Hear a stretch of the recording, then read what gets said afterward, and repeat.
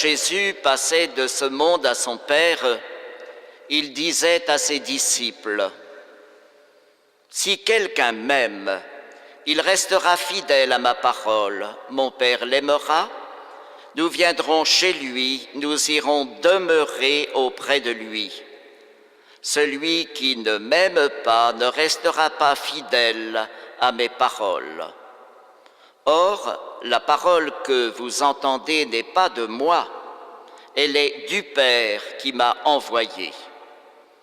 Je vous dis tout cela pendant que je demeure encore avec vous, mais le Défenseur, l'Esprit Saint, que le Père enverra en mon nom, lui vous enseignera tout et il vous fera souvenir de tout ce que je vous avais dit.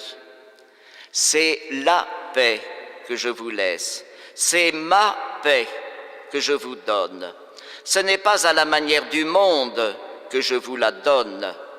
Ne soyez donc pas bouleversés et effrayés. Vous avez entendu ce que je vous ai dit, je m'en vais et je reviens vers vous.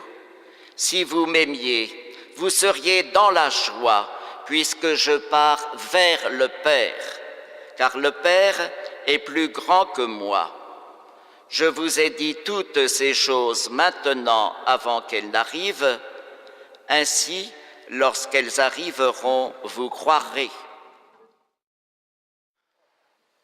Partons de cette parole de Jésus. Si quelqu'un m'aime, il restera fidèle à ma parole. Fidèle à ma parole. La fidélité, n'est-ce pas une belle qualité? Pensons à la fidélité d'une amitié, à la fidélité des époux à leurs conjoints. La fidélité, comment ne pas l'aimer même si elle est souvent difficile à maintenir, difficile à vivre? Regardons d'abord le sens de la fidélité dans la Bible. Le mot fidélité vient du latin fides qui veut dire foi. Le grec du Nouveau Testament ne distingue pas entre foi, fidélité, pistis, et croyant fidèle, pistos. En hébreu, il est intéressant de savoir qu'il y a un seul mot, émet, mais qui évoque l'idée, par exemple, de vérité, de fermeté, de solidité, de stabilité, digne de confiance. D'ailleurs, vous le remarquez, le mot confiance vient du latin cum, avec, et fides, la foi. C'est donc en Dieu que le chrétien est appelé à avoir confiance. Demeurer fidèle à Dieu, c'est lui faire pleinement confiance, c'est s'arrimer à lui, parce qu'on peut compter sur Dieu. Dieu, c'est toujours du solide. On peut tout réaliser avec lui. Dans la Bible, Dieu est toujours présenté comme totalement fidèle. Fidèle à son alliance, fidèle à toutes ses promesses. Il aime, il pardonne sans mesure, il fait vivre. Les psaumes, par exemple, affirment que le Seigneur est fidèle en tout ce qu'il fait. Psaume 32. Que sa fidélité est une armure, un bouclier. Psaume 90. Son amour est de toujours à toujours.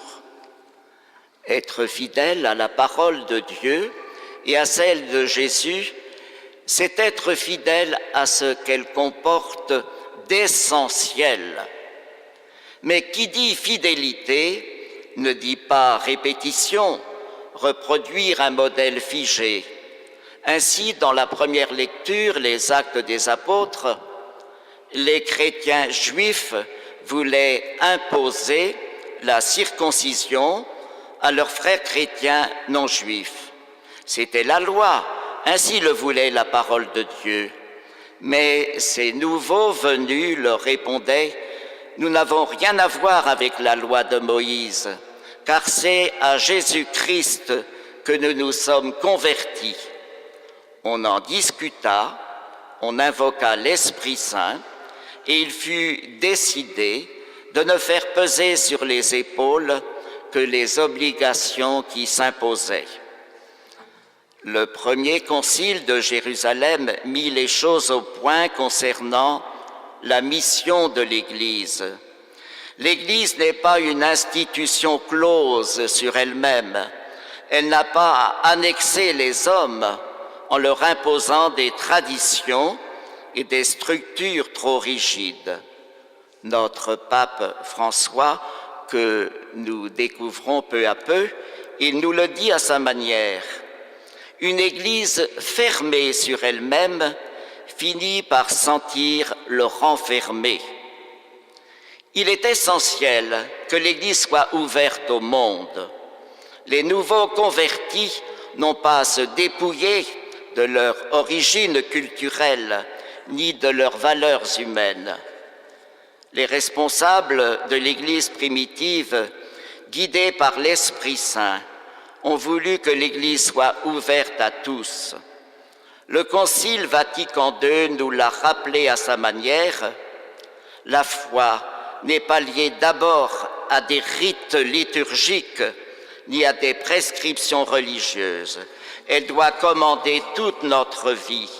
Nous n'avons pas à souhaiter que tous les chrétiens soient bâtis sur le même modèle. Ce qui est premier, c'est notre amour pour le Christ. Parlons un peu de l'Apocalypse. Cette lecture nous adresse un message important. La résurrection de Jésus ouvre un monde neuf et tout autre.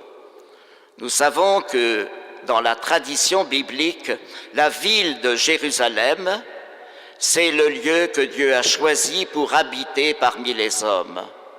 Mais l'Apocalypse nous parle de la Jérusalem nouvelle et elle descend du ciel. Il n'y a plus besoin de temple pour signifier la présence de Dieu. Et l'agneau victorieux des temps nouveaux, c'est l'agneau pascal. C'est le Christ mort et ressuscité, source de toute lumière. Ce qui veut dire que la fidélité à la parole de Dieu nous conduit à ce royaume de Dieu où tout est encore plus beau, plus lumineux, plus vrai. Au fond, les lectures de ce dimanche nous disent que l'Église n'est pas une administration ni une ONG, comme dit le pape François. C'est d'abord une communauté de frères et de sœurs. Et notre pape nous dit qu'elle est née du cœur de Dieu. À travers notre manière de vivre, nous disons quelque chose de l'amour de Dieu. Ce Dieu qui est présent parmi nous, puisque nous sommes réunis en son nom. Et c'est avec nous, avec nos pauvres moyens, qu'il veut construire une Église plus missionnaire, plus engagée au service des autres. En terminant, je vous rappelle quelques points d'attention. Nous célébrons ce dimanche en communion avec nos frères orthodoxes. Ils fêtent aujourd'hui Pâques. Ensuite, pensons au grand rassemblement national qui se tiendra à Lourdes à la fin de la semaine, Diaconia 2013, Servons la fraternité. C'est une invitation à nous mettre davantage sur un chemin de fraternité, de confiance, d'espérance avec les personnes en situation de fragilité. Enfin, en ce mois de mai, nous nous tournons vers la Vierge Marie. Elle était avec les apôtres qui se préparaient à recevoir l'Esprit Saint en vue de la mission. Sa présence vient raviver notre foi, notre lien profond avec Jésus-Christ.